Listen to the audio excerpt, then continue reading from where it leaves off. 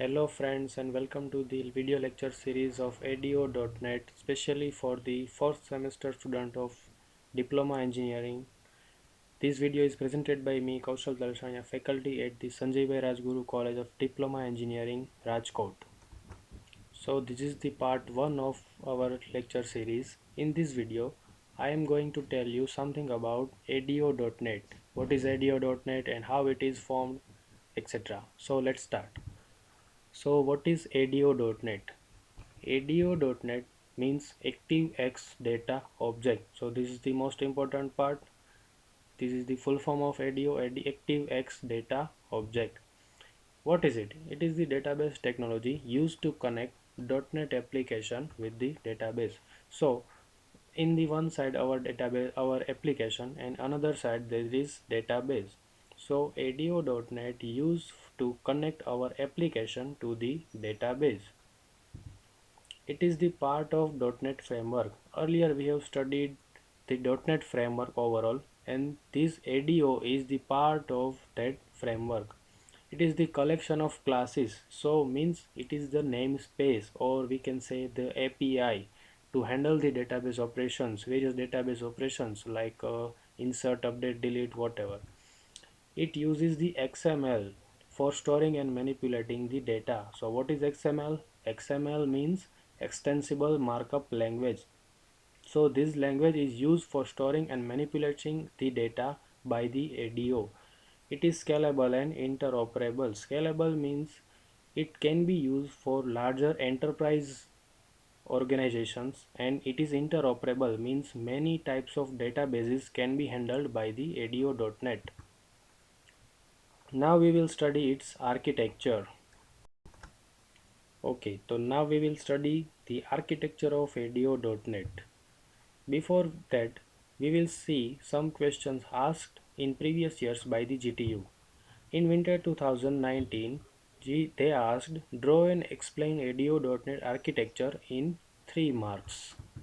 In summer 2019, they again asked the same question in the 4 marks. In summer 2018, they again asked in the 4 marks. So 3 or 4 marks they asked repeatedly this question year and year. So each year one question will be asked about the architecture of ADO.NET. So how it is look like? There are some objects. We will study detail in the later parts, but for now, let us consider it as it is. The first object is the connection object. As the name suggests, this will use to connect our application to the database. Now next object is the command object. It is used to represent a query like insert, update, delete, and many other. So command object will use to represent the query. Remember, it is not used to execute the query, it only represent it. Not only queries, it is also represent the stored procedures and etc. Next component is the data reader object. As the name suggests, it is used to read the data that is fetched by from the data source. And the most important part of this is the data adapter. It is used to fire the select query, insert, update, and delete. So these and many more other operations that are used to fetch data from the data source by the data adapter. So the actual work of fetching the data is done by the data adapter and not by the command object. So this completes our the first part of our architecture, and it is called the data provider. So it is used to provide the data from data source to our application. So let us now focus into another part. We remember how the table will be formed. Table comprises of row, table comprises of column, and there are some constraint, or we can say the rules. So data row collection, data column collection, and constraints means primary key, foreign key, and some rules, etc. So these all are comprises and combines it to form the data table object. So data table means what? It is collection of row, collection of columns, and collection of some constraints.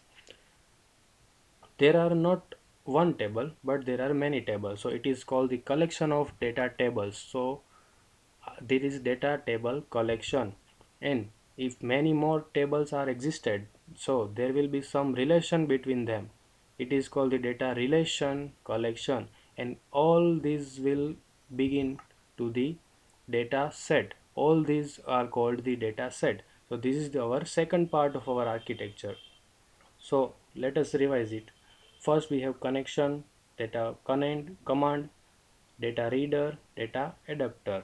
So these four are comprises by to form the data provider objects. And then second part comprises of data set. So we focus from inner side and then go out. First we will have the row, then the column, then some constraint. It will combinedly to form the data table. The many table comprises to form the data table collection, and if many tables are existed, so there will be some relation between them. So then these both are combined to form the data set objects. So where is our data source then? It is here. It is our data source. Actually, the data resides in this. So data provider fetches the data from this data source, and then the data adapter actually executes the queries from data source and takes the data out. So they have two options. Either they give to the data set or they give to the data reader for reading purposes only. So, and the data provider is connected to the data source. So the data fetch from the data source by the adapter and then gives to the data set objects. This completes our architecture. Thank you guys. So that is it for now. Please like, share and subscribe our channel to get more videos like this, and see you in the next video. Thank you.